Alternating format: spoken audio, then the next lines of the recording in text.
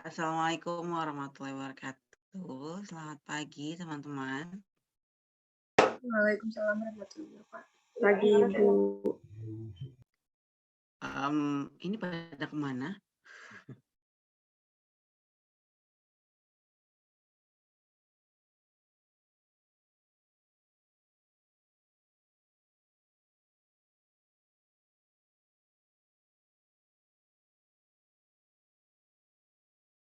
Gimana, teman-teman? Ini baru 14 orang.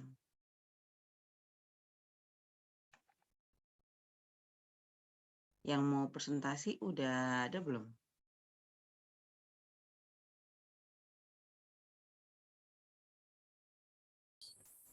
Sudah, Bu. Sudah, oke. Kalau udah ada, jadi kemarin Farizan udah ada belum? Kemarin kan Farizan WhatsApp kan. Hari ini kita mau, hari ini 1 atau 2 kelompok yang presentasi. Saya bilang boleh 2. Terus katanya 1 aja. Ya udah nggak apa-apa. Jadi hari ini kita hanya bahas 1 materi aja ya teman-teman. Silahkan boleh dimulai. Bentar ya, saya belum bisa nyalain kamera dulu. Silakan teman-teman.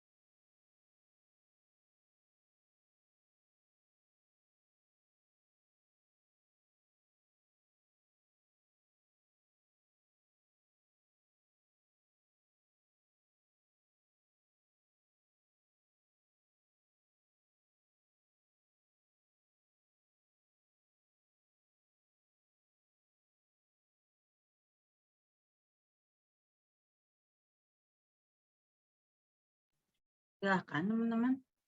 Kalau udah siap boleh langsung dimulai aja, nggak apa-apa.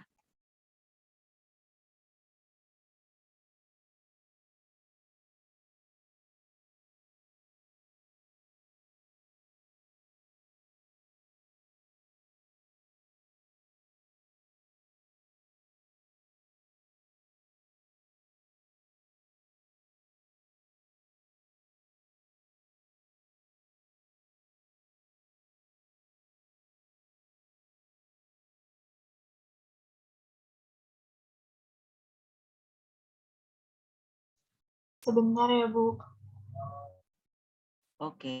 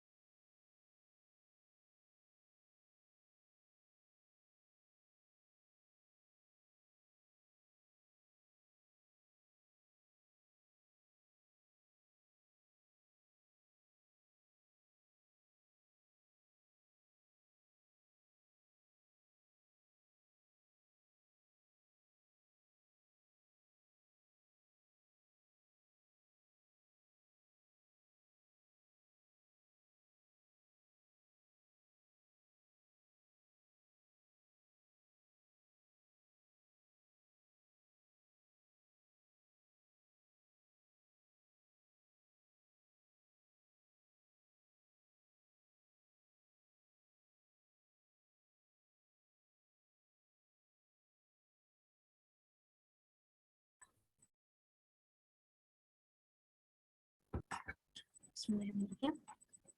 Assalamualaikum warahmatullahi wabarakatuh.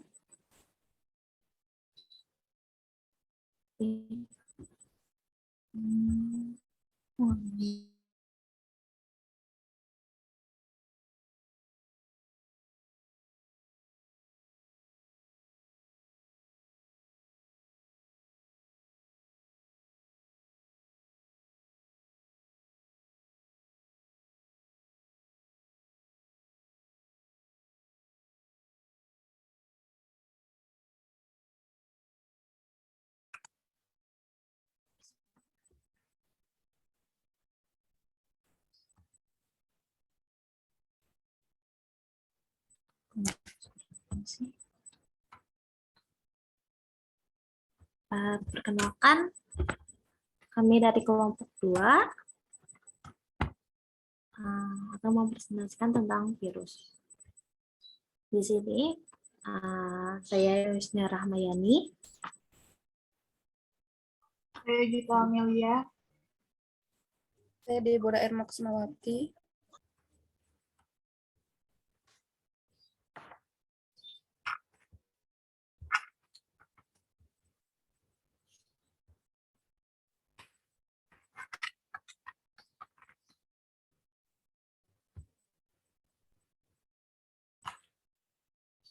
Pengertian virus. Kata virus ini berasal dari bahasa Latin, yaitu virion yang artinya racun.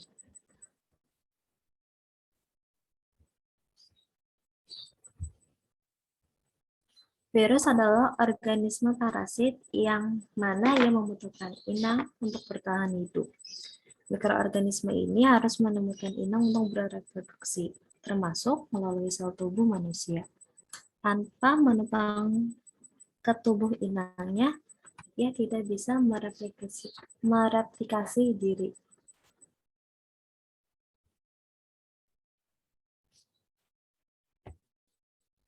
Virus adalah agen infeksius berukuran 20-300 nanometer yang mengandung salah satu jenis materi genetik saja, yaitu RNA atau DNA saja di dalamnya.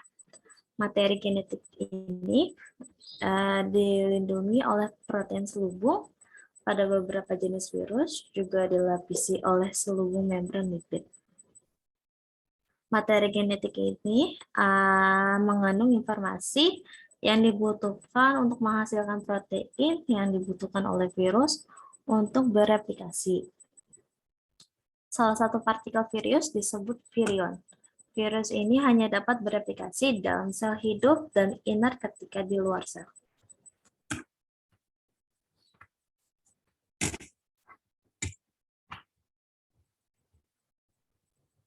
Di sini ada karakteristik yaitu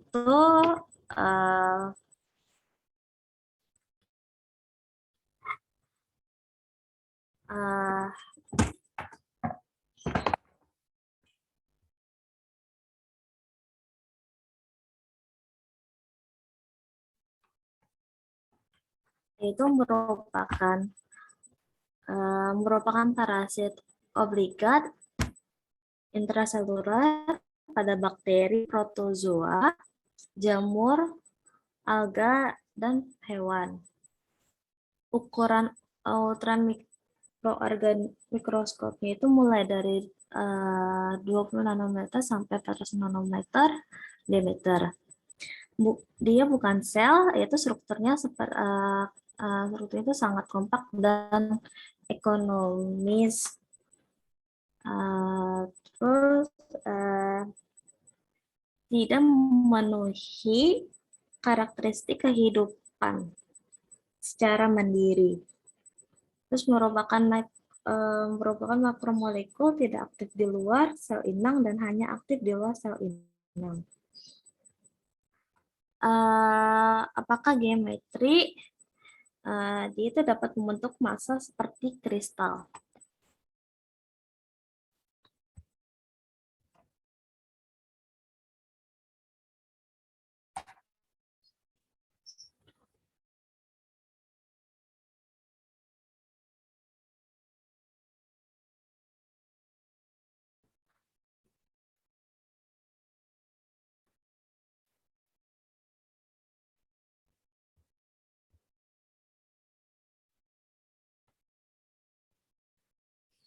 Untuk struktur dasarnya itu terdiri dari cangkang protein atau kapsid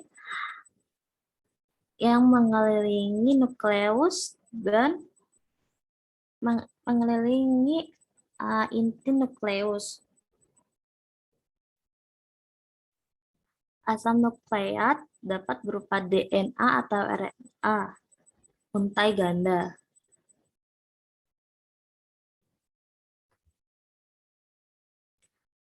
DNA itu untai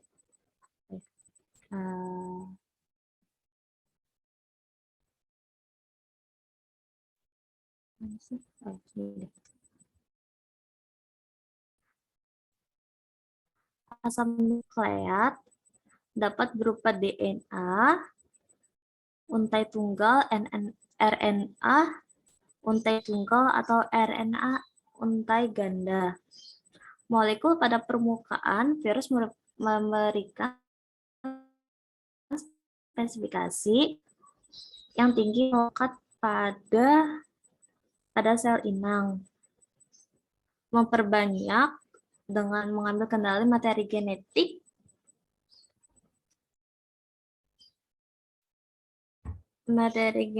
sel inang dan mengatur sintesis dan perakitan virus baru. Kekurangan enzim untuk sebagian besar proses metabolisme dan kurangnya mesin untuk mensintesis protein.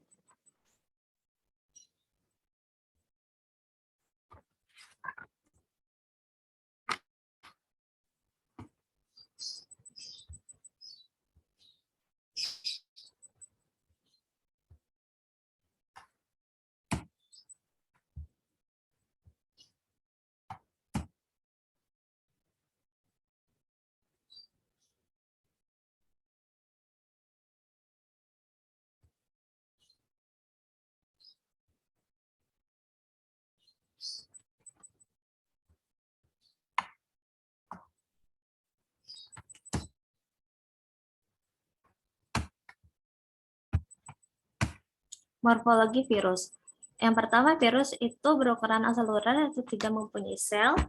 Yang kedua, virus berukuran amat kecil, jauh lebih kecil daripada bakteri. Yang ketiga, virus hanya memiliki salah satu macam asam nukleat, RNA atau DNA. Virus umumnya berupa semacam hablur atau kristal dan bentuknya sangat bervariasi. Yang kelima, tubuh virus terdiri atas kepala, kulit, atau kapsid, isi tubuh, dan serabut ekor. Di sini ada anatomi virus. Yang pertama, kepala. Kepala terdiri dari DNA dan bagian luarnya, dan diselubungi kapsid. Yang kedua, kapsid. Yaitu kapsid adalah selubung yang berupa protein. Terdiri atas bagian disebut kapsomer. Kapsid juga terdiri atas protein monomer identik yang masing-masing terdiri dari rantai polipeptida. Dan yang ketiga ada isi tubuh. Isi tubuh yang disebut fiorin adalah bahan genetik, yaitu asam nukleat, DNA atau RNA. Contohnya sebagai berikut.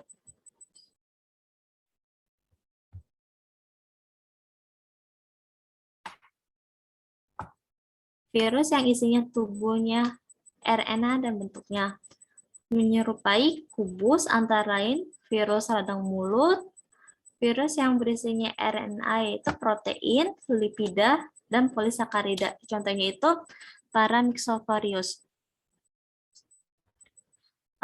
Virus yang isi tubuhnya terdiri dari RNA yaitu protein dan banyak lipida. Contohnya virus cacar. Yang keempat ada ekor. Ekor virus merupakan alat penancap ke tubuh. Yang kedua, organisme yang diserangnya. Ekor virus terdiri dari atas tabung. Bersumbatnya yang dilengkapi benang atau serabut pada virus.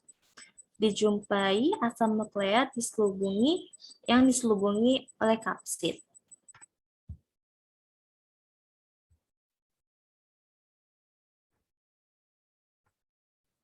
Di sini ada macam bentuk virus, yaitu ada virus betang, polihedral, bola, dan huruf T.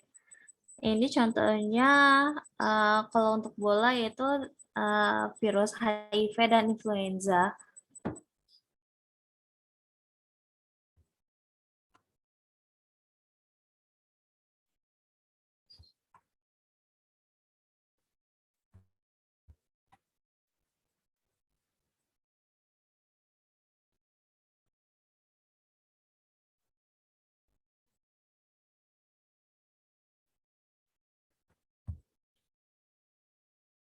Selanjutnya akan dilanjutkan dengan Gita Amelia.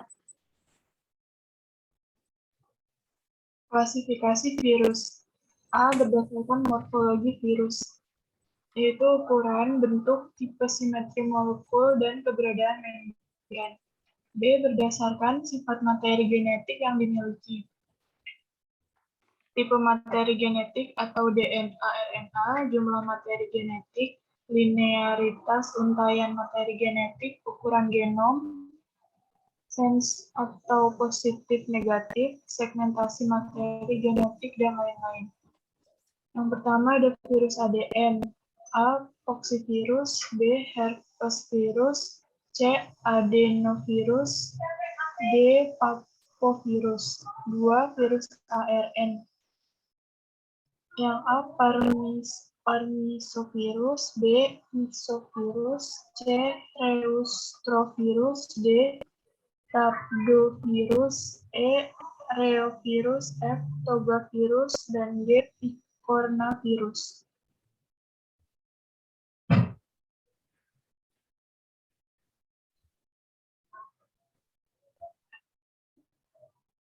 C. Berdasarkan organisasi genom dan replikasinya. D. Berdasarkan sifat protein virus, jumlah dan ukurannya, fungsi protein, modifikasi protein selama proses replikasi, dan lain-lain. E. Berdasarkan sifat antigenik. F. Berdasarkan sifat fisiokimia virus, yaitu massa molekul, massa jenis, ketahanan pH, ketahanan suhu, ketahanan terhadap zat kimia, dan lain-lain. G. Berdasarkan sifat kimia virus, yaitu massa molekul, massa jenis, ketahanan pH, ketahanan suhu, ketahanan terhadap zat kimia, dan lain-lain. Yang terakhir, H. Berdasarkan sifat biologis virus, yaitu host alami, mode transmisi,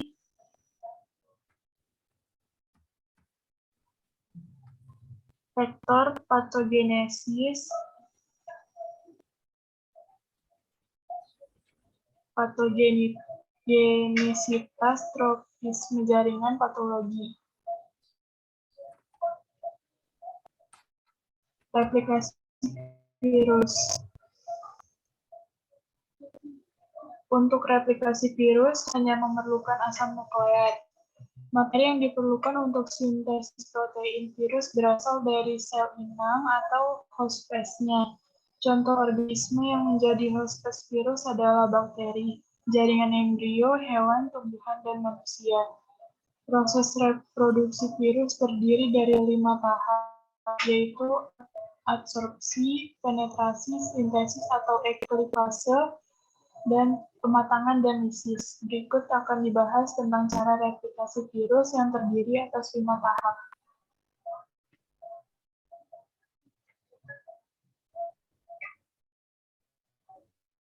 Yang pertama, siklus hidup.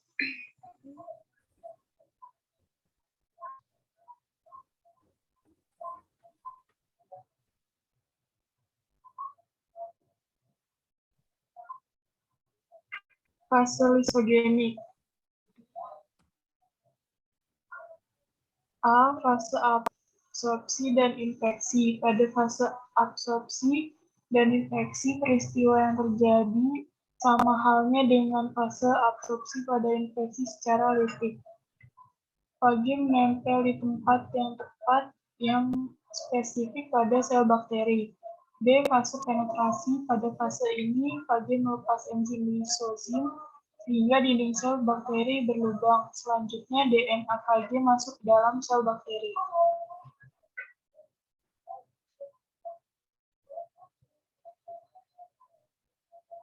C. Fase penggabungan. DNA virus bergabung dengan DNA bakteri membentuk profage.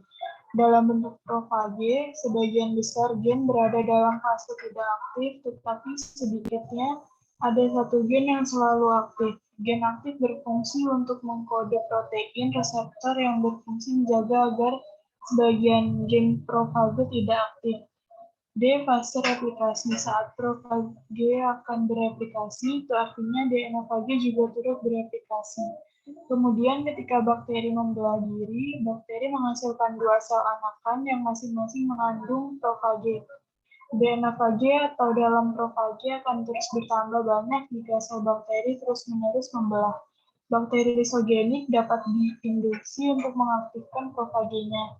Pengaktifan ini mengakibatkan terjadinya siklus litik.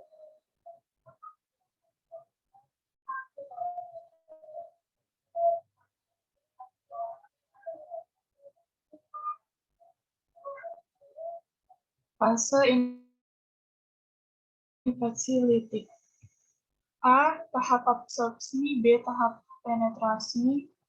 C. Tahap sintesis atau ekrifase. D. Tahap pematangan atau tahap perakitan. E. Tahap lisis.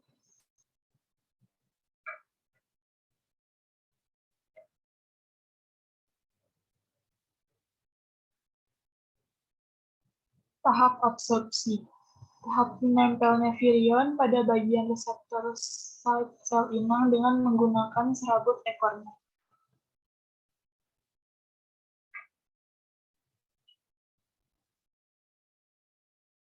Tahap penetrasi. Pada tahap ini, selubung ekor berkontraksi untuk membuat lubang yang menembus dinding dan membran sel inang. Kemudian, virus memasukkan materi genetik virus melalui lubang pada dinding dan membran sel inang dan kapsid virus menjadi kosong.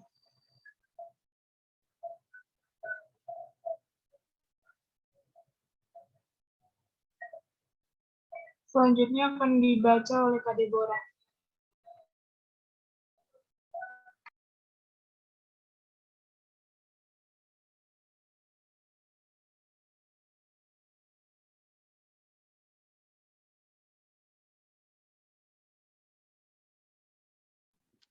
Deborah masih di mute. Maaf, Bu. Tahap sintesis. Tahap pembentukan asam nukleat atau salinan genom dan komponen-komponen virus dengan menghidrolisis DNA sel inang. Tahap pematangan atau tahap perakitan.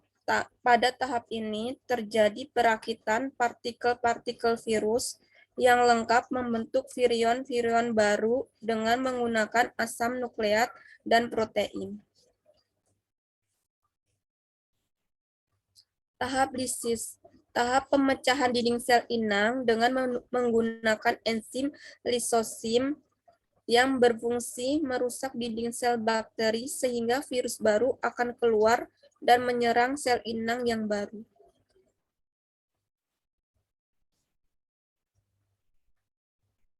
Siklus litik. Siklus litik yaitu replikasi virus yang disertai matinya sel inang setelah terbentuk anaknya virus baru. Siklus litik terjadi apabila pertahanan sel inang lemah dibandingkan daya infeksi virus sehingga tahap-tahap seperti absorpsi, penetrasi, sintesis, pematangan, lisis dari replikasi virus berlangsung cepat. Virus yang mampu bereproduksi secara litik disebut virus virulen. Pada siklus litik, sel inang akan pecah dan mati setelah terbentuk anakan virus baru atau virion. Siklus lisogenik. Siklus lisogenik terjadi apabila sel inang memiliki pertahanan yang lebih baik dibandingkan dengan daya infeksi virus. sehingga sel inang tidak segera pecah, bahkan dapat bereproduksi secara normal atau membelah. Pada siklus lisogenik terjadi replikasi genom virus, tetapi tidak menghancurkan sel inang. DNA atau RNA virus berinteraksi ke dalam kromosom sel inang, membentuk profag, dan ini dapat diturunkan kepada kedua sel anak melalui reproduksi.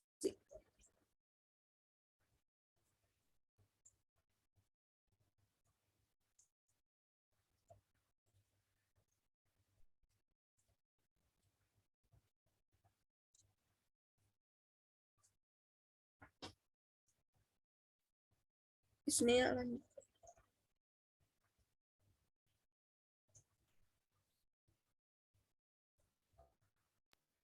Lagi ke toilet deh kayaknya.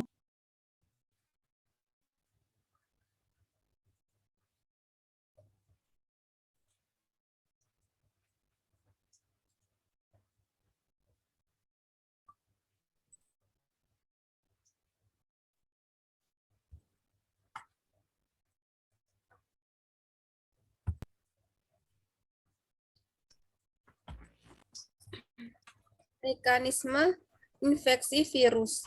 Infeksi varicella atau zoster tergolong herpes viridae, subfamili Alpha herpes virinae, genus Varicellovirius, materi genetik berupa DNA, penyakit yang ditimbulkan cacar, gejalanya demam, bercak merah, dan berkembang menjadi bintil, bersifat laten dengan bersembunyi di ganglion, dapat muncul kembali menimbulkan penyakit zoster.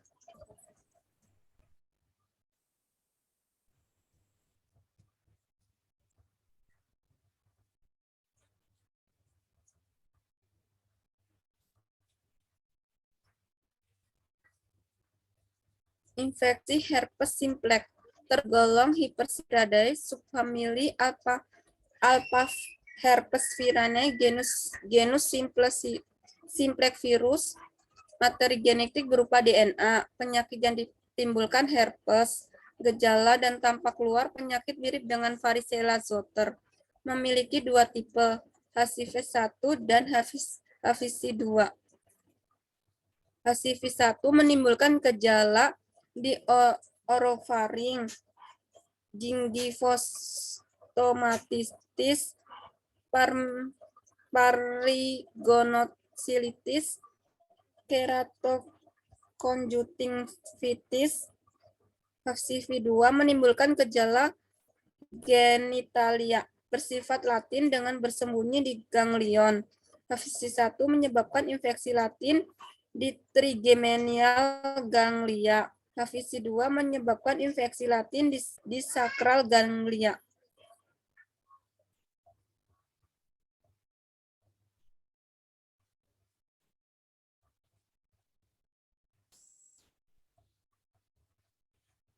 Infeksi hepatitis B menyebabkan gangguan pada hati dan dapat berkembang menjadi sirosis dan hepatoselular karsinoma, tergolong Hepadaviridae, memiliki envelope materi genetik berupa DNA parsial dan sirkuler, mereplikasi genom dengan reserse transkripsion menggunakan RNA, DNA, polymerase virus.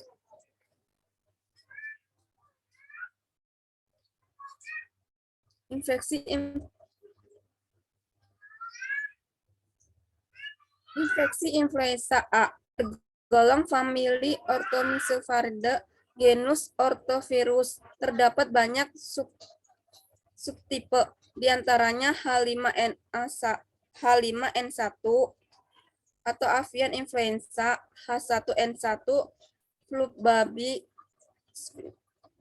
H3N2, Hong Kong flu, dan lain-lain. Materi genetik berupa segmented ssRNA, mudah mengalami genetik resortmen maupun mutasi titik. Mudah antigenetic shift, resortmen atau pertukaran materi genetik sehingga terbentuk virus dengan tipe HA-NA baru. Antigenetic drift, mutasi pada gen virus sehingga terjadi perubahan asam amino dan pada proteinnya.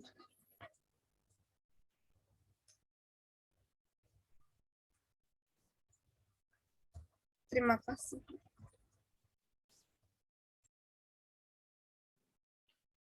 Silahkan teman-teman, kalau ada yang mau ditanyakan boleh.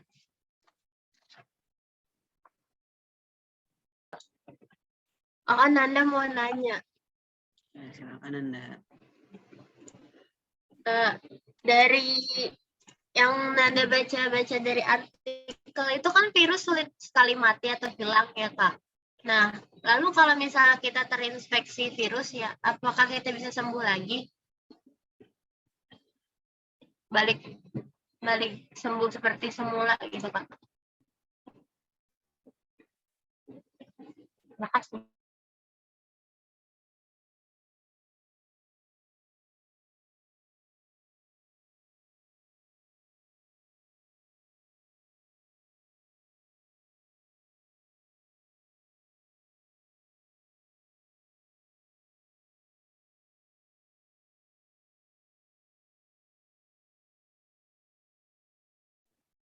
Ini mau langsung dijawab atau mau ditampung dulu? Tuh kayaknya Zahira mau nanya.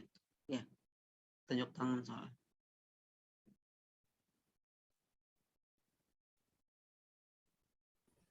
Ditampung dulu, Bu. Oke, ada lagi teman-teman yang mau tanya? Zahira mau tanya, apakah pencet? Raise hand-nya.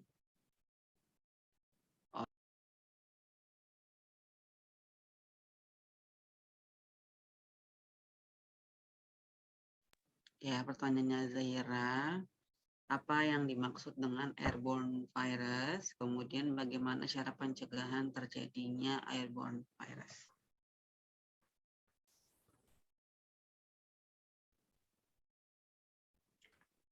Ada lagi teman-teman?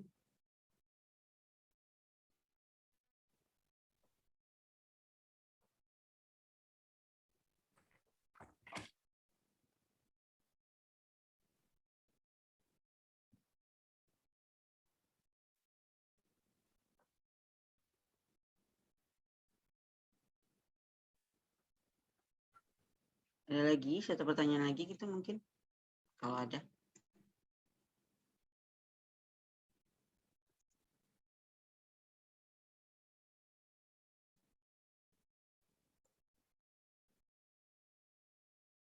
Gak ada. Kalau nggak ada, saya tanya satu pertanyaan ya.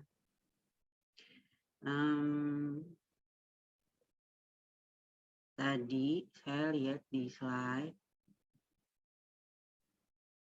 ada tulisan fiorin. Apa itu fiorin?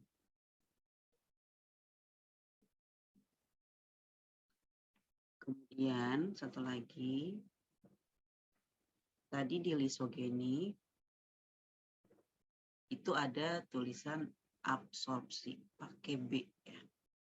Jadi apa bedanya absorpsi dengan adsorpsi pakai D? Ya, silakan teman-teman boleh dijawab.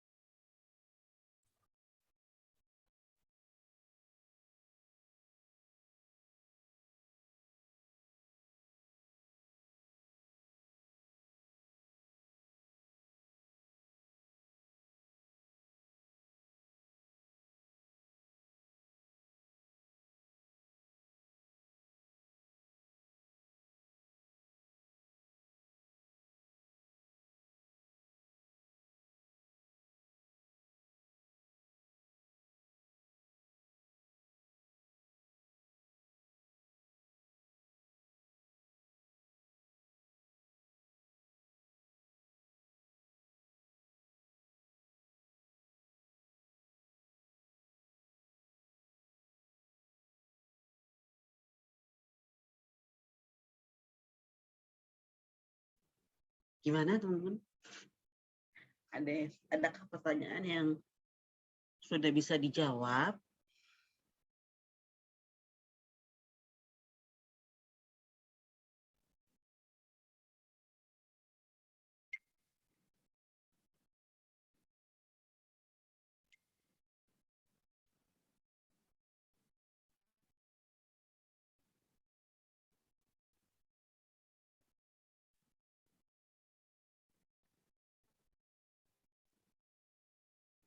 Silakan.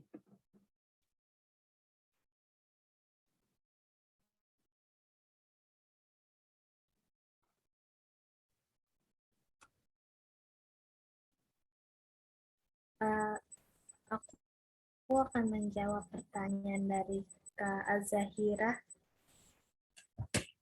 Oke, silakan. Azahira nanya, apakah yang dimaksud dengan airborne virus dan cara pencegahannya terjadinya airborne virus?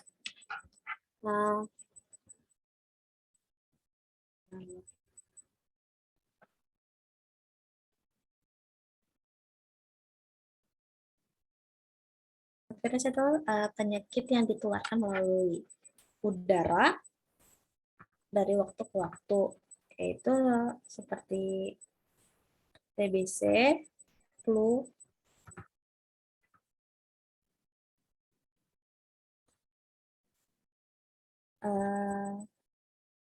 untuk pencegahannya selalu apa ya? Kalau itu kan ditularkan melalui udara ya, Bu. Jadi selalu pakai masker, terus juga memang menghindari apa ya? Yang sakit seperti flu, terus biar tidak kena cairannya itu, terus selalu sedia apa ya?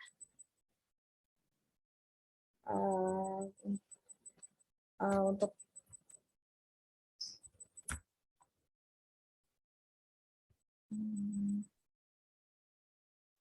kalau untuk virus pencegahannya gini Bu, apa namanya?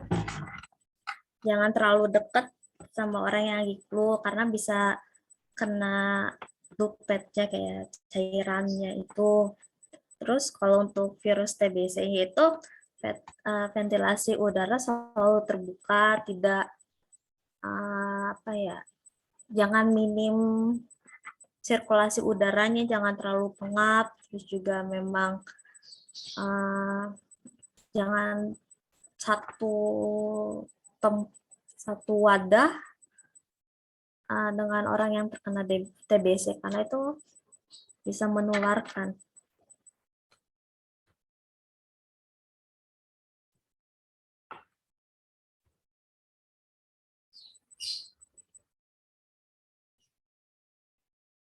Kak Zahira.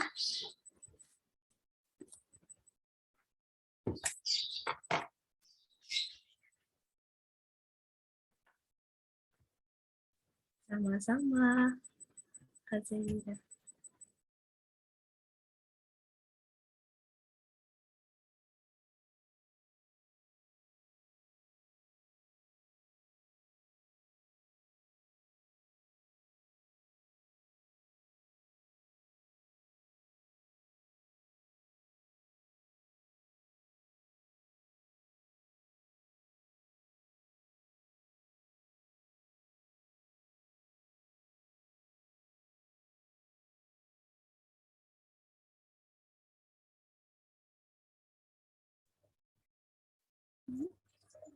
Maaf Bu, tadi Nanda nanya apa ya Nanda, maaf. Bentar Nanda chat, Nanda tulis dulu ya. Iya.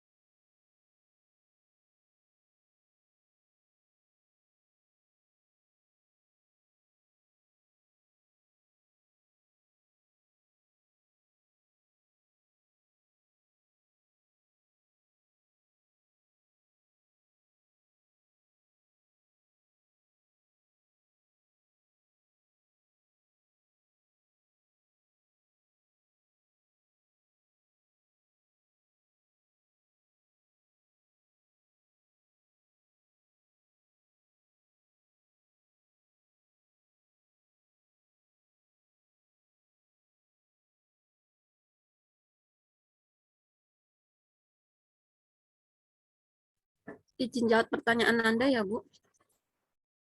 Nanda kan tanya, kalau misalkan kita terkena virus, kita akan kembali, virusnya itu akan hilang seperti semula apa enggak di tubuh kita, gitu kan ya Nanda? Iya. Tergantung Nanda, virusnya itu kita terkena virus apa. Misalkan kalau virus HIV itu kan jangka waktunya kan, misalnya kita terkenanya di tahun ini, kita kan virusnya itu nggak langsung di tahun ini juga kita terdeteksi kena HIV, tapi itu kayak 10 tahun kemudian gitu loh, baru terdeteksi kalau kita tuh kena HIV. Tapi kalau HIV itu nggak bisa hilang atau sembuh seperti semula gitu. Kalau kita kena kayak virus untuk influenza itu kan, kalau bisa sembuh, karena untuk penjaganya kan seperti untuk menaikkan daya imun kita, seperti minum vitamin gitu-gitu sih Nanda. Tergantung virusnya kalau untuk kembali seperti sembuh 100% gitu.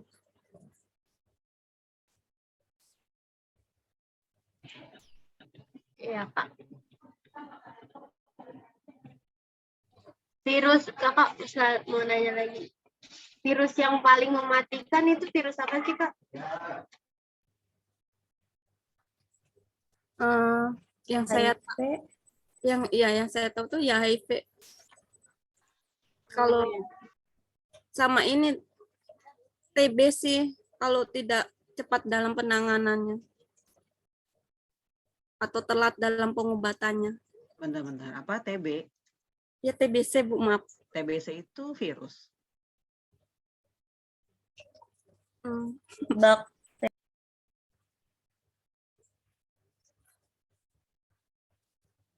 Ayo, TBC itu penyebabnya virus atau bakteri?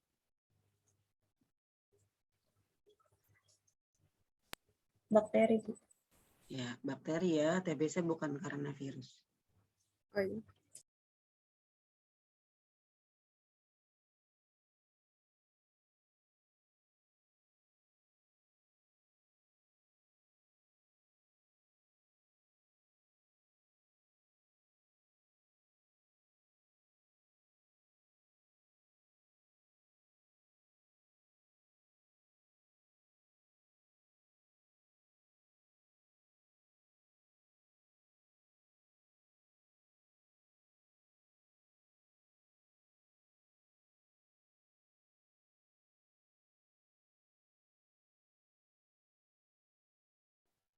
Oke, selanjutnya pertanyaan saya bisa dijawab nggak? Untuk Ibu Putri nanya Virion ya, Bu. Fiorin. Kamu nulis oh. tadi Fiorin soalnya. Makanya saya tanya. Di slide mana ya? Pokoknya sebelum bahas replikasi deh. Ada tulisan Fiorin. Coba aja dikontrol FPPT-nya. Ketik Fiorin. Dicari.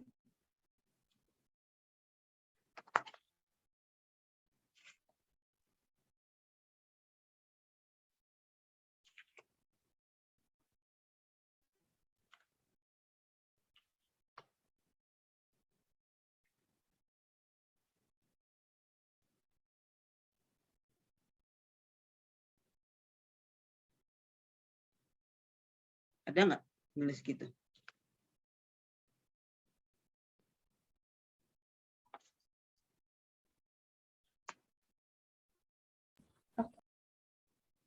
Ada. Virion ya, aku Fiorin. Virion.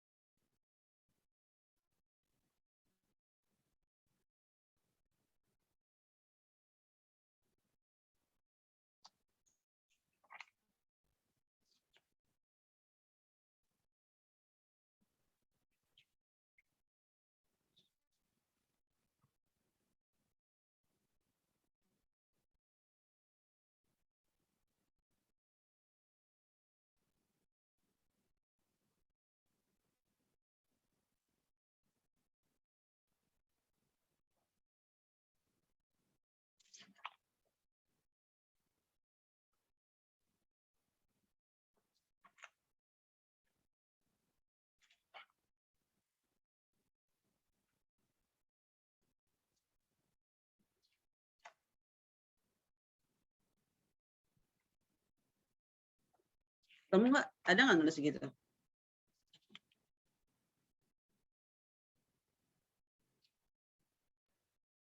Iya, yang bagian isi tubuh. Itu apa?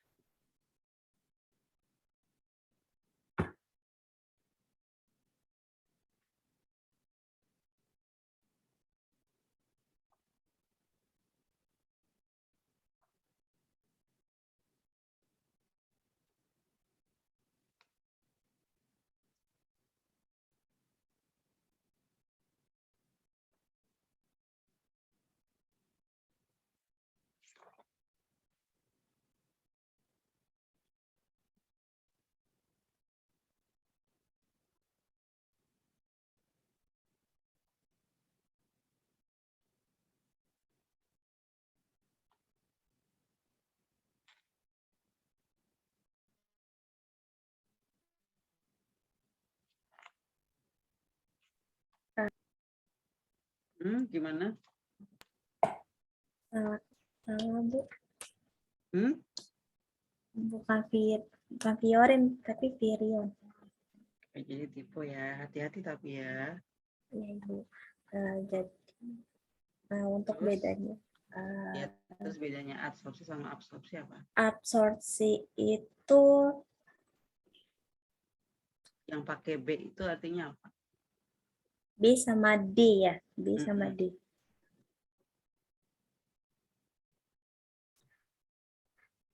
Kalau adsorpsi itu tahapan penempelan virus pada sel inang, Bu. D. D. Yang D. Kalau yang B? Yang B itu dia itu ke penyerapan. Di lisogenik ada penyerapan emang? Ada nggak kamu tulis absorpsi pakai B?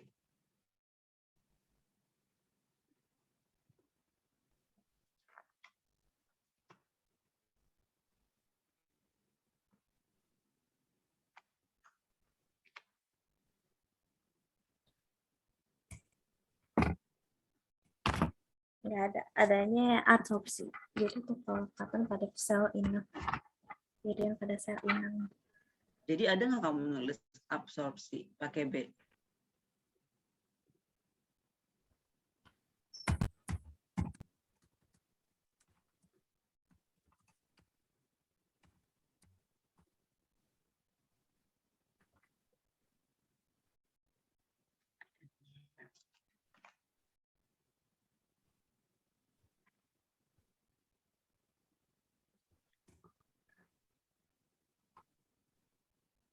Harusnya tahapan lisogenik itu diabsorpsi. Adsorpsi. Bukan diabsorpsi. Oke. Ada lagi nggak teman-teman yang mau tanya?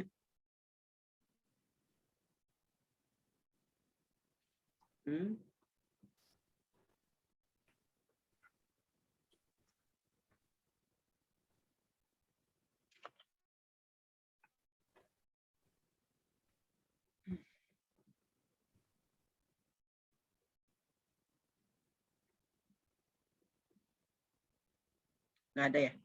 Oke, boleh ditutup.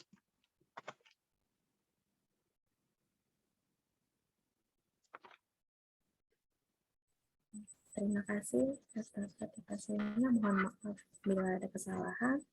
Wassalamualaikum warahmatullahi wabarakatuh.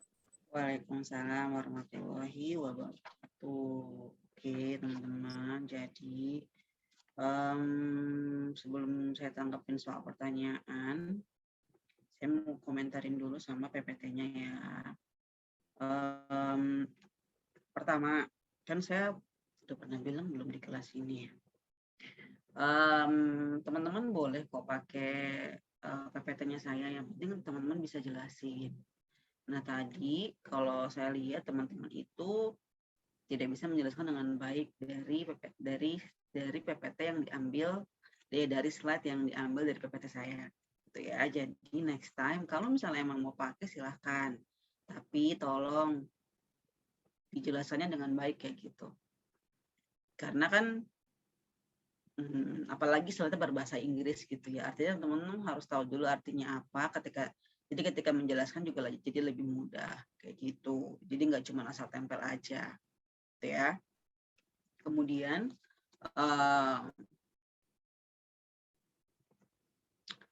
untuk tipe-tipe ya itu kalau bisa dihindari ya teman-teman. Kenapa? Karena nanti akan sangat berbeda artinya. Kayak tadi kan ketemu sama saya absorpsi dengan absorpsi. Yaitu itu beda satu huruf aja ya teman-teman, itu udah beda banget artinya. Artinya apa? Kalau sampai nanti ke deliver ke teman-teman yang lain, kemudian ditangkap begitu, nanti kemudian misalnya yang salah yang diterima atau yang dipahami, jadinya nanti jadi misinformasi kayak gitu. Jadi tolong teman-teman hati-hati gitu ya. Kemudian kalau misalnya tadi saya ada beberapa slide yang cuma di copy paste, jadi poin langsung. Tapi jadi misalnya satu kalimat tuh, jadi per titiknya itu nggak sesuai gitu loh. Harusnya kan per titik turun ya, masuk ke poin baru kayak gitu. Tapi ini enggak. Jadi apa ya? Coba lebih hati-hati lagi dalam menulis gitu atau dalam mengcopy paste referensi ke dalam PowerPoint kita gitu. Karena kan apa ya? Jadi tidak enak dilihat pertama, kemudian jadi mungkin nanti jadinya audiens bingung gitu loh. Ini mau cut off di mana maksudnya per kalimatnya gitu ya. Gak apa-apa teman-teman, kita masih belajar, tapi tolong nanti di next pertemuan atau di mata kuliah yang lain silakan nanti diperbaiki gitu ya, karena kan udah tahu nih hari ini ada banyak kesalahan. Jadi di pertemuan berikutnya ya saya berharap teman-teman bisa mengerjakannya dengan baik kayak gitu ya. Kalau tipe-tipenya cuma salah huruf sebelahnya misalnya ya, itu sih mungkin nggak apa-apa. Tapi kalau salah hurufnya beda arti, misalnya kayak tadi D dengan B, itu menurut saya sih jadinya agak lumayan parah soalnya, karena artinya jadi berbeda, ya teman-teman. Jadi sebenarnya apapun yang mau kita sajikan, kita juga harus hati-hati karena kita sedang kita mau memberikan sebuah informasi yang kita berharap tidak akan terjadi misinformasi dari apa yang kita sampaikan ke orang lain. Gitu, ya. Oke, jadi hari ini kita mau bahas virus ya teman-teman. Ada yang bisa sebutin dulu nggak karakteristik virus dari tadi yang sudah dijelasin sama Yusnia dan kawan-kawan? Silakan. Beberapa udah pernah kita bahas kok di biologi sel, kalau teman-teman masih ingat. Silakan.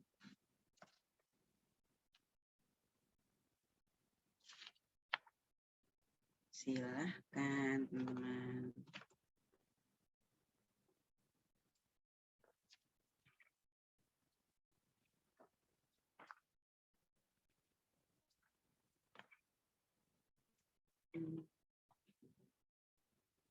Ada yang mau sebutin nggak karakteristik dari virus?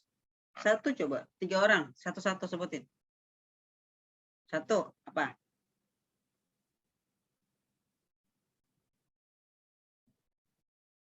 Halo?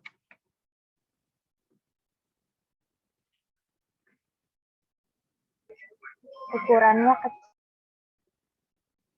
Apa ukurannya kecil? Kecilnya semana?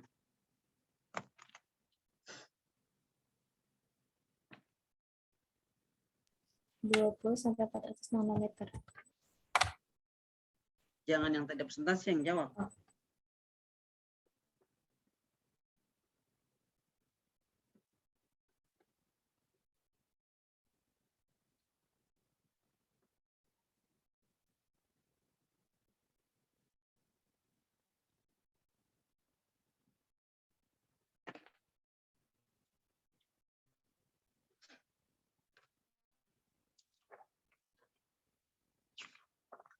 Mana teman-teman?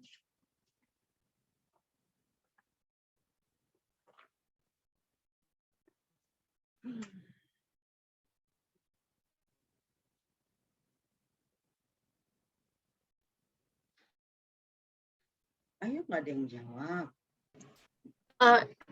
Virus harus mempunyai sel inang. Virus harus mempunyai sel inang. Ya, Maksudnya apa tuh? untuk berkembang biak. Dia nggak bisa kalau nggak ada sel inangnya. Oke. Ada lagi teman-teman?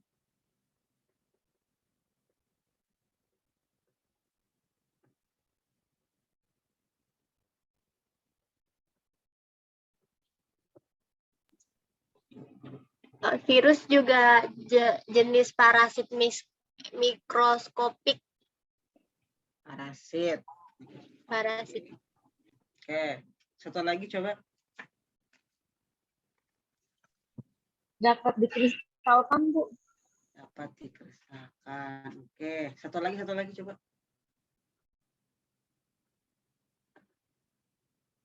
Materi genetiknya gimana? Materi genetiknya dia cuma antara DNA aja atau RNA-nya aja, Bu. Oke, sip. Oke, terima kasih ya teman-teman tadi yang udah jawab. Siapa aja tadi? Sarah.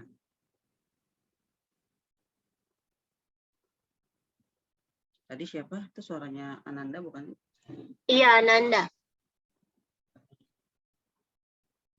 Siapa lagi tadi? Sarah. Tadi yang ngomong kecil. Siapa tadi?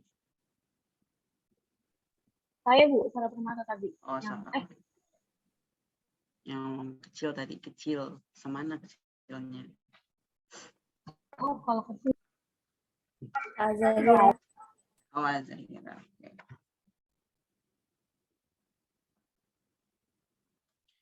Oke, teman-teman ya. Jadi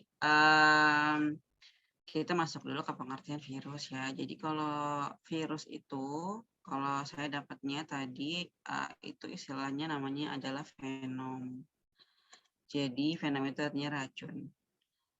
Virus itu dia parasit mikroskopik ya, benar. Jadi dia sifatnya memang parasit ya teman-teman. Artinya dia merugikan kepada organisme lain kayak gitu. Kemudian dia cuma punya salah satu materi genetik, DNA saja atau RNA saja. Kemudian virus tidak melakukan metabolisme sel. Jadi makanya kenapa virus itu bisa dibilang dia bukan makhluk hidup karena ciri-ciri makhluk hidup itu nggak semuanya nempel atau ada di dalam virus. Makanya dia juga bisa dibilang aseluler kayak gitu. Karena memang sebenarnya virus itu nggak bermetabolisme, jadi tidak seperti manusia, tidak seperti bakteri yang hidupnya berusaha mendapatkan energi atau melakukan metabolisme kayak gitu maksudnya. Ya, kemudian keseluruhan partikel yang sedang berada di luar inang itu terdiri dari asam nukleat yang dilengkapi oleh protein, itu namanya virion. Ya, jadi virion itu nggak bisa melakukan apapun, nggak bisa melakukan aktivitas biosintesis apapun sebelum dia masuk ke dalam tubuh inang. Gitu. Nah, virus yang telah berhasil memasuki sel inang itu akan mengambil alih setiap aktivitas inang dan menghasilkan komponen baru yang merupakan pembentuk virus. Jadi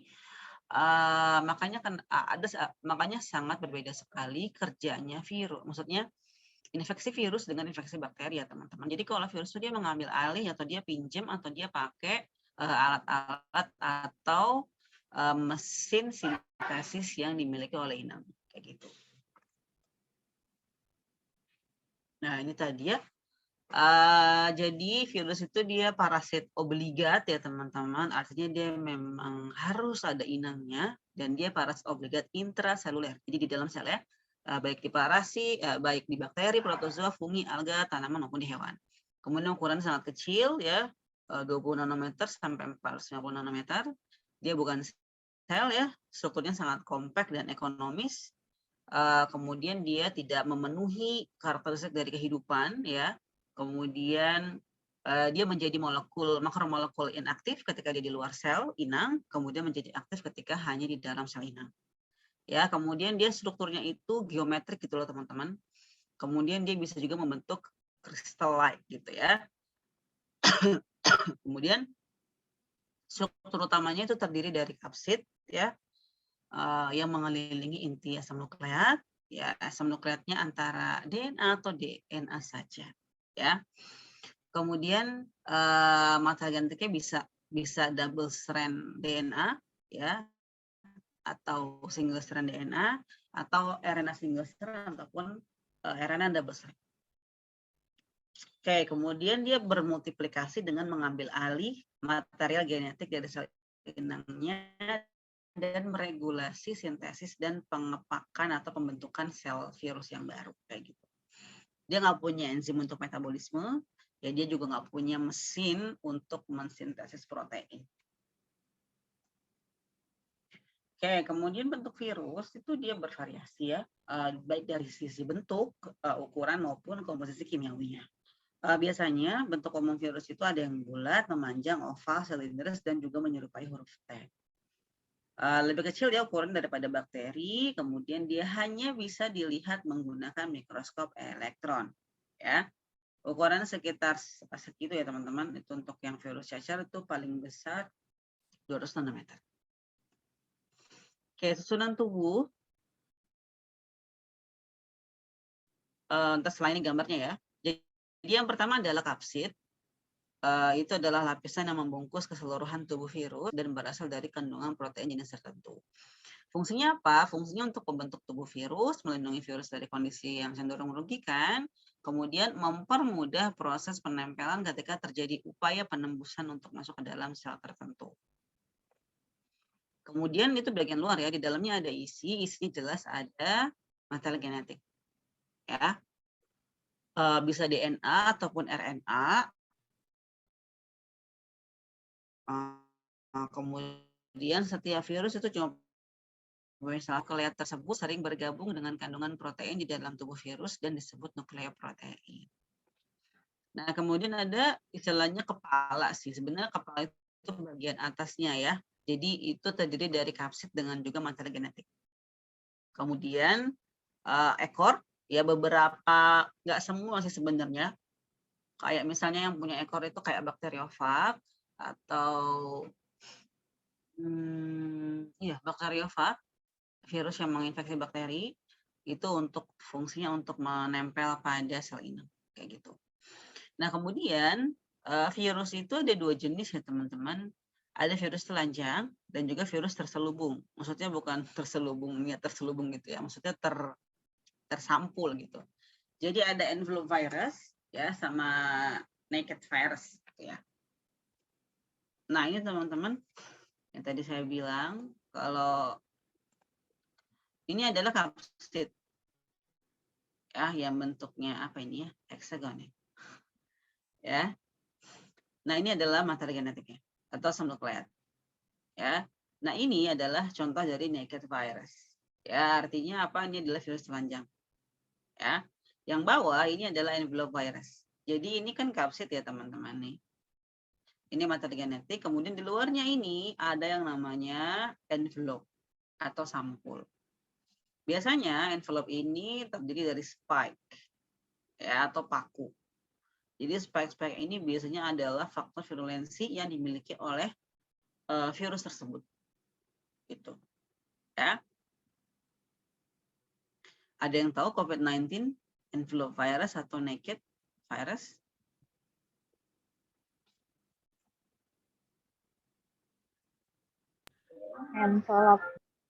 Envelope. Oke, nice.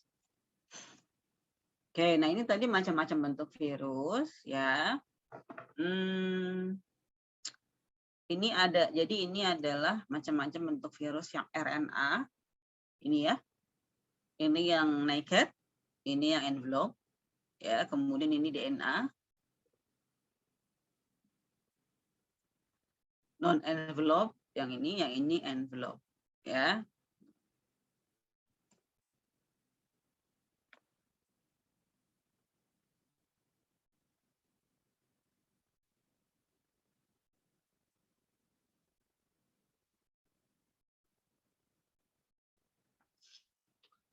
Oke, nah ini adalah macam-macam bentuk virus. Jadi ini kalau berdasarkan bentuknya tadi nambah satu lagi sebenarnya ada kompleks virus. Jadi kalau kompleks itu dia apa ya?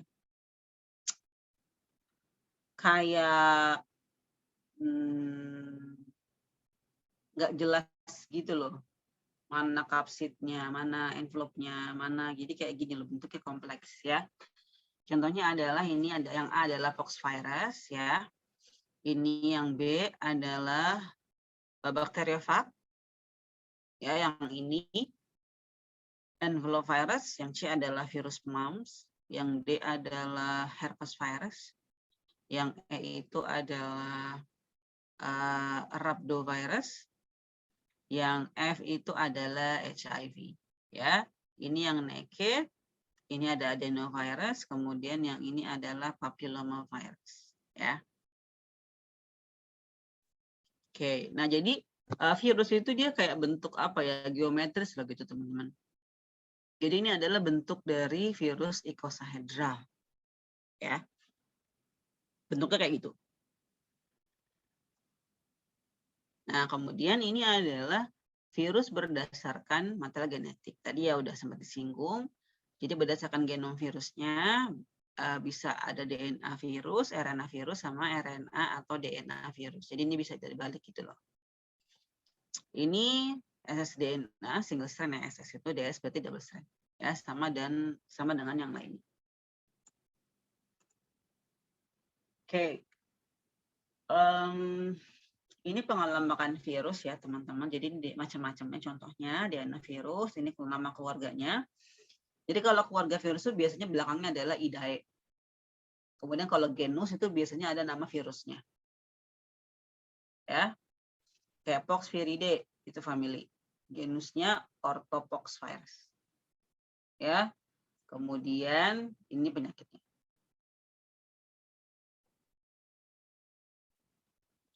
Atau ini biasanya nama umum dari nama genusnya. Jadi ini variola major dan minor ya.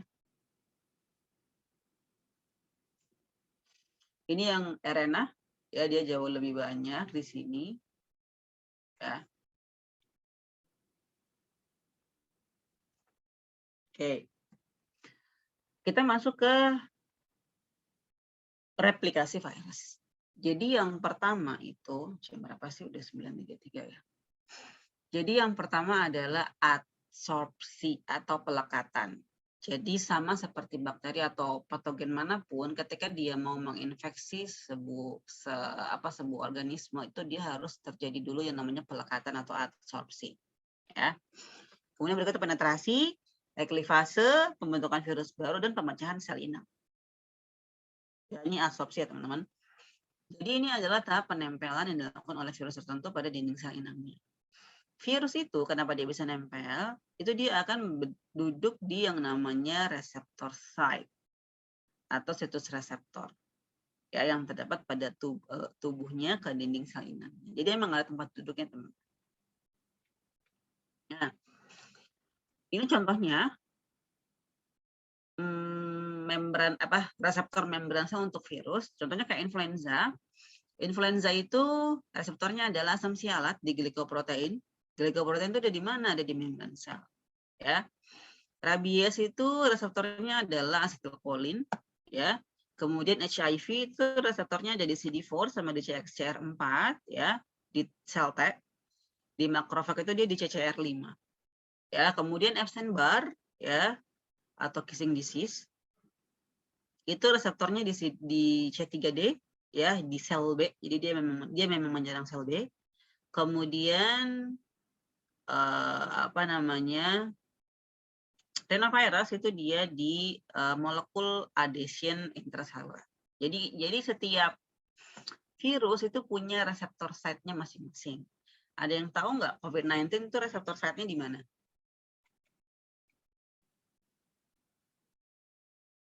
COVID-19. Reseptor site-nya di mana?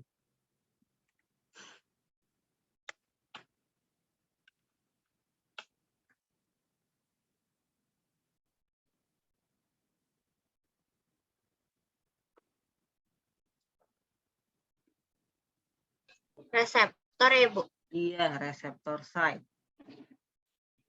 Reseptor ACE2. Ya, di ACE2 ya. Oke, kemudian setelah menempel, barulah nanti dia memasuki tahapan penetrasi sel inang. Jadi ini adalah tahap pengeluaran enzim yang berfungsi untuk membuka dinding sel inang. Nah, pada tahap ini sejumlah molekul asam nukleat yang merupakan DNA atau RNA pada tubuh virus akan bergerak melalui pipa ekor dan masuk ke dalam sitoplasma sel inang. Jadi teman-teman, pada proses penetrasi ini, bagi naked virus dengan envelope virus itu dia beda-beda. Ya, kalau nggak salah saya langsung ke gambarnya aja deh. Ini ya teman-teman.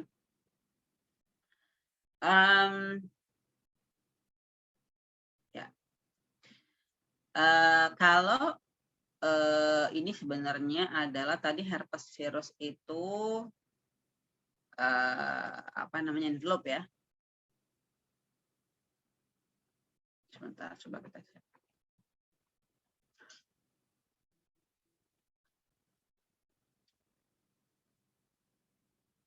Ya, herpes itu envelope ya teman-teman.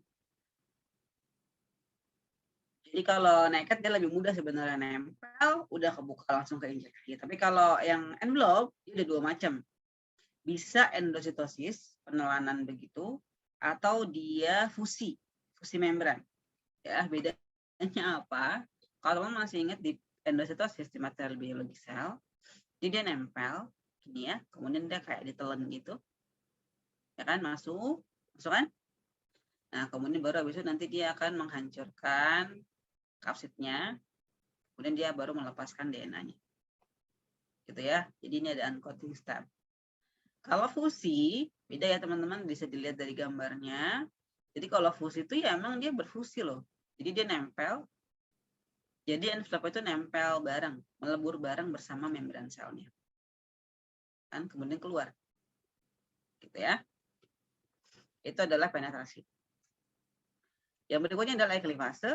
Jadi eklipase itu adalah tahap asam nukleat virus mulai menggunakan asam nukleat sel inang yang melakukan pembentukan bagian-bagian tubuh virus baru.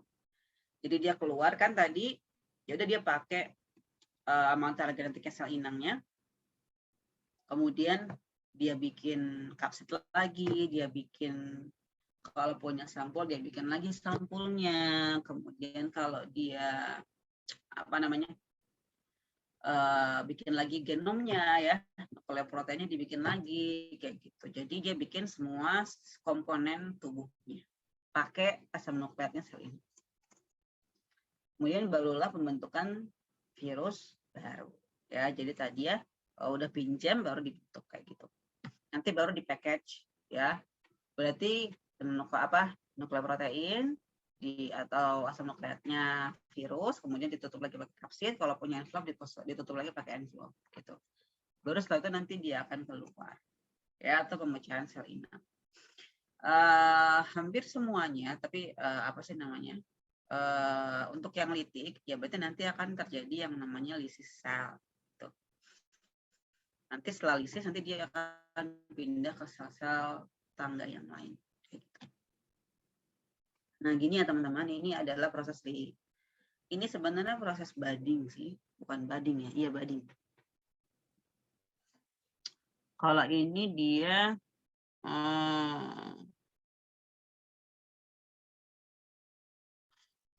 menyembul keluar gitu loh kalau budding. Jadi bisa pakai budding, bisa pakai lisis. Yang ini lisis nih. Ini lisis ya teman-teman. Jadi bisa pakai lisis, bisa pakai budding pelepasannya. Ya, ini sama aja tahapannya kok teman-teman. Cuma nanti di ujungnya bisa ada yang pakai budding, bisa pakai apa namanya lisis. Sama-sama keluar. Gitu. Ya.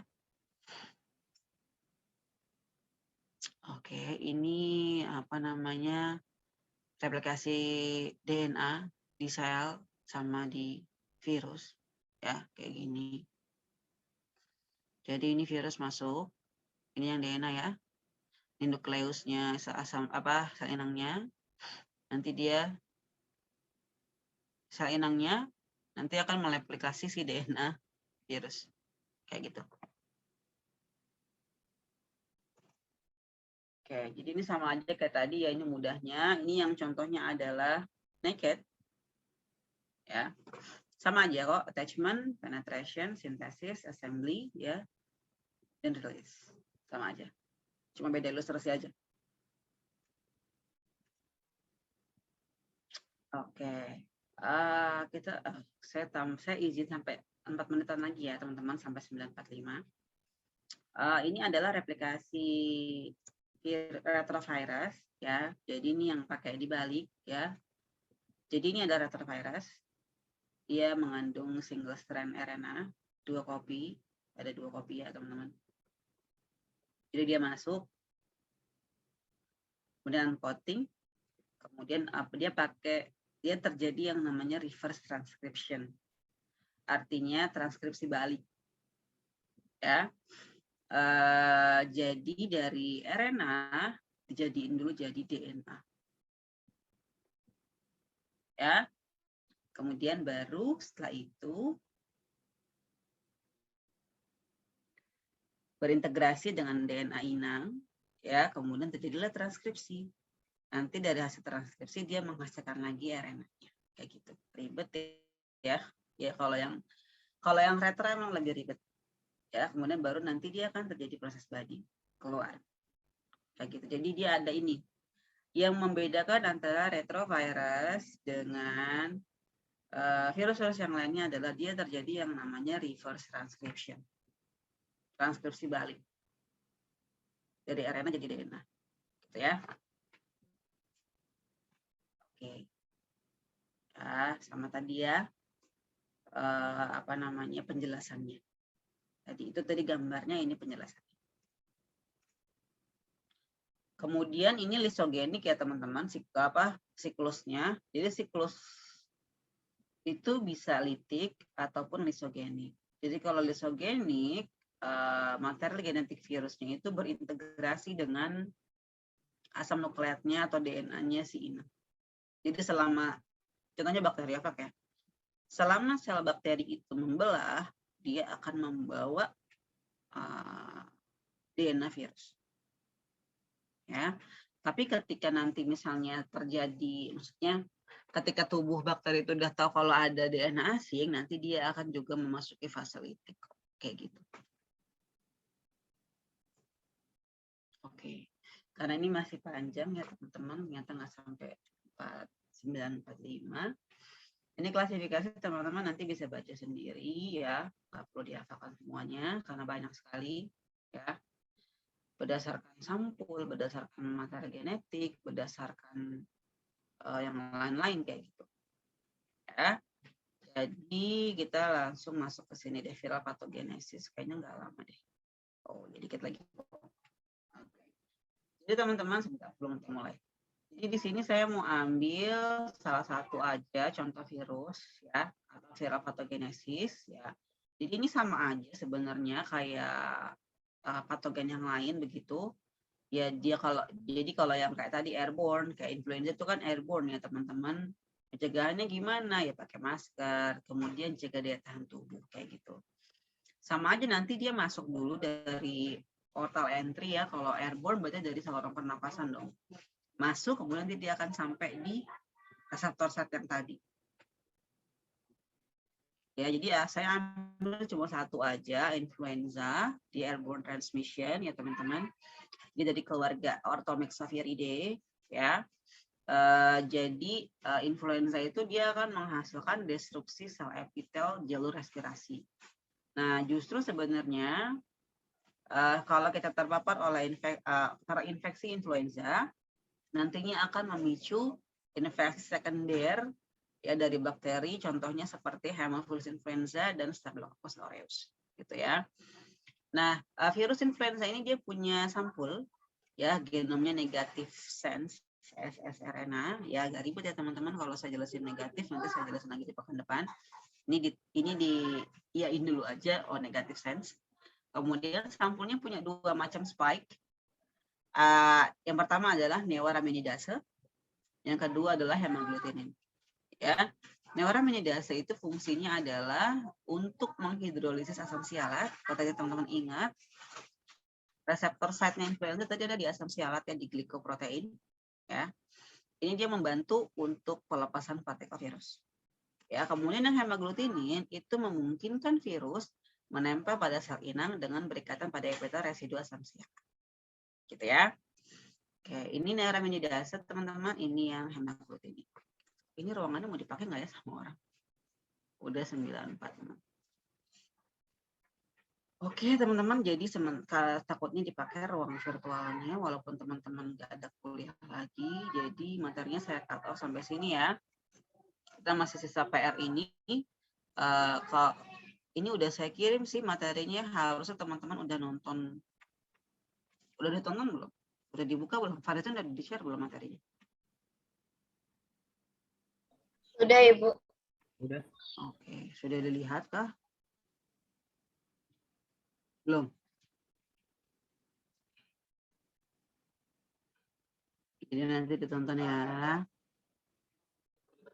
Kayaknya saya udah nggak bisa absen deh. Oh alah, dibuka 2 kali ternyata absennya teman-teman.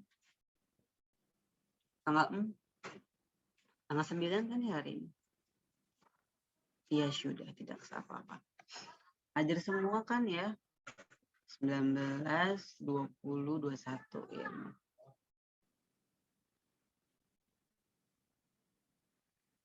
Oke. Jadi pekan depan kita nanti saya jelasin lagi dulu ya influenza. Kemudian apa namanya? Kita bahas fungi. Oh ya, sebelumnya nanti teman-teman silakan disepakati. Kan berarti kita tinggal pertemuan lagi sih tadi. Ini pertemuan 5 ya nggak sih? Iya kan, kita tinggal 2 pertemuan lagi ya. Materi masih ada sisa 2. Ya. Mau kita selesaikan di minggu depan. Kemudian di pertemuan 7 kita hanya kuis dan review materi. Atau satu-satu. Tapi di pertemuan 7 sebelum lanjut fungi yang kedua kita kuis dulu. Ya, nanti disepakati ya Farizan. Enggak tadi saya ngomong apa? Yang itu Bu, kelompok kan Bu, bukannya kelompok ada 3 lagi. 3 lagi. Kan gara-gara kemarin libur. Soalnya seingat saya di pertemuan 7 tuh nggak ada materi. Atau persen saya doang ya. Bentar.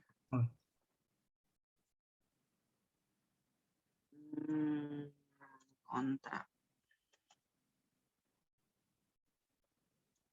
Ya.